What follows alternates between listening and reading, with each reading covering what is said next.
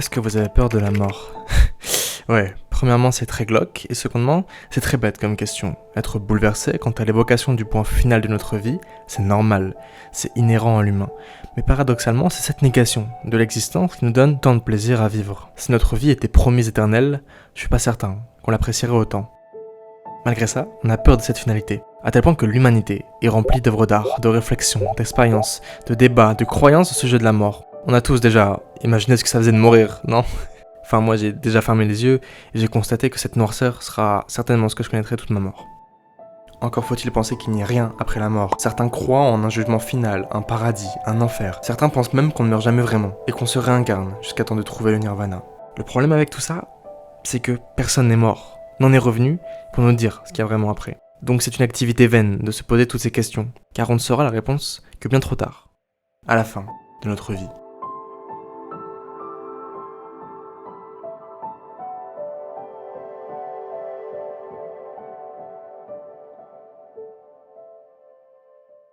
Pourtant, je peine à penser qu'on ne doit former aucun enseignement quant au sujet de la mort. Toutefois, quand il s'agit de mêler art et mortalité pour créer une expérience enrichissante, c'est là qu'on se rend compte d'une chose. La plupart des œuvres qui parlent de la mort sont vides de sens. Dans les faits, il existe peu d'exemples où la mort est traitée intelligemment.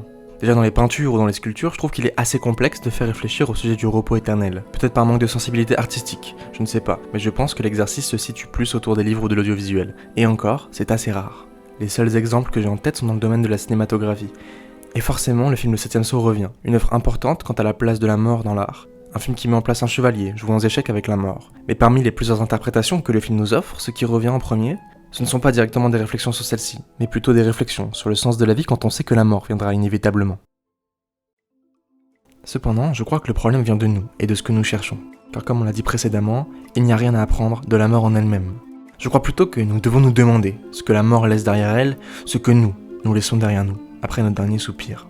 Et là, il y a plus d'œuvres qui nous parlent. Une des plus connues que vous avez en tête, c'est un Pixar. Et ce Pixar, c'est Coco.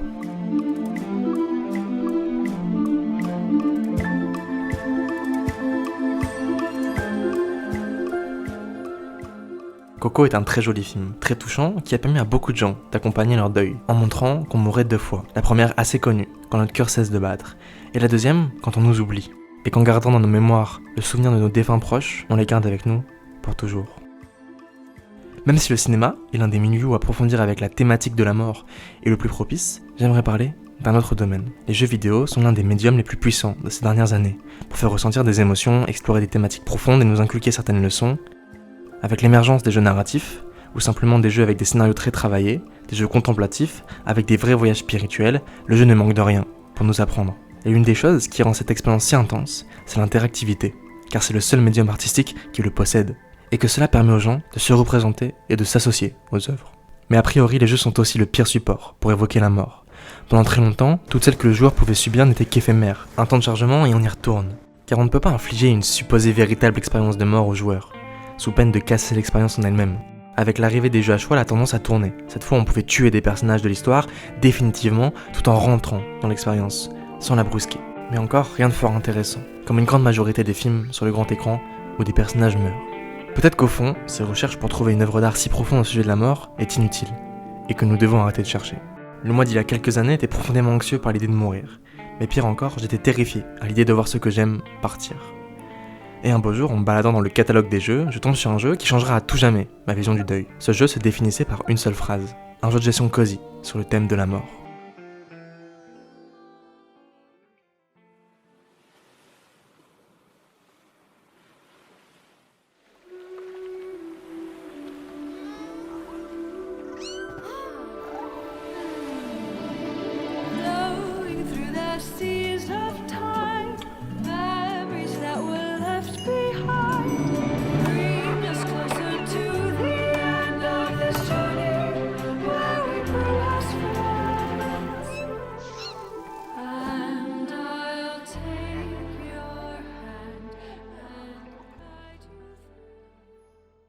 Spiritfarer fait le pari assez inattendu de proposer un jeu de gestion, avec un scénario axé sur la mort.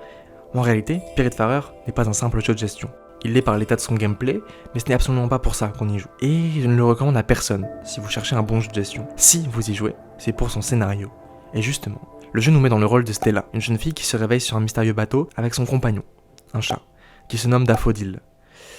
Ça veut dire jonquille, mais ça perd toute sa classe en français. Donc on va garder Daffodil. Et si vous vous réveillez sur ce petit bateau, c'est car vous allez devenir une passeuse d'âme. Oui, vous allez succéder au célèbre Charon.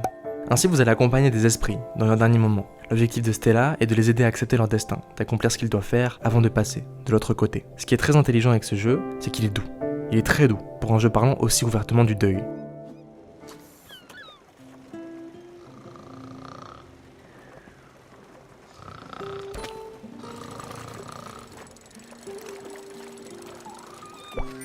Vous êtes simplement sur un bateau avec des esprits prenant la forme d'animaux. Vous apprenez à les connaître, ce qu'ils aiment, ce qu'ils n'aiment pas, ce dont ils ont besoin. Vous apprenez leur histoire pour apprendre ce qui leur est arrivé et comment régler leurs derniers problèmes. Le gameplay est simple, car Spiritfarer n'avait pas l'optique d'être un jeu. C'était juste sous la seule forme avec laquelle il pouvait nous parler aussi bien du deuil, car ça n'aurait pas marché dans un livre ou au cinéma.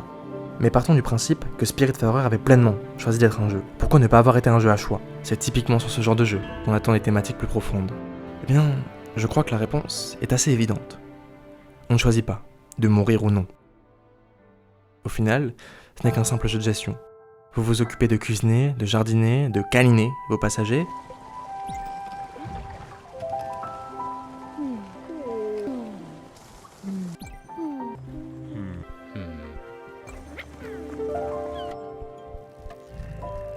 Vous les aidez jusqu'à temps qu'ils vous disent adieu, et rien ne dépend de vous. Partons du principe que vous finissez ce jeu en une trentaine d'heures. Pendant ces 30 heures, vous allez vous attacher à ces personnages, principalement car ils sont très bien écrits, hauts en couleurs, et car vous allez vous représenter dans le jeu. Que certains de ces personnages vous rappelleront des proches à vous, et que vous le savez, le jeu a été fait pour que vous leur disiez adieu. Ça vous rendra triste au début, c'est certain, mais à un moment vous allez comprendre, et ne plus redouter ce moment. Parce que vous voyez dans chacun des esprits qui vous accompagnent les fléaux de l'humanité, le poids du regard des autres qui déteint sur des pauvres âmes fragiles, celui qui a peur de s'intégrer, par peur de subir le rejet encore une fois, celui qui espère encore que celle qui l'a oublié pense encore à lui, celui qui a fait le fort personnage durant tout le chemin et qui montre ses faiblesses à la fin du trajet. Spiritfarer n'est pas un triste jeu au sujet du deuil. C'est un jeu qui nous montre qu'il faut aimer. Aimer pour partager sans attendre en retour, aimer pour accepter les caractères des autres, aimer pour célébrer chaque moment avec ceux qui comptent pour nous, et aimer pour lâcher les remords et les regrets afin de ne pas craindre la fin. Car tout ce qui nous fait peur à l'intérieur de nous est éphémère, mais pas ce que nous laissons derrière nous.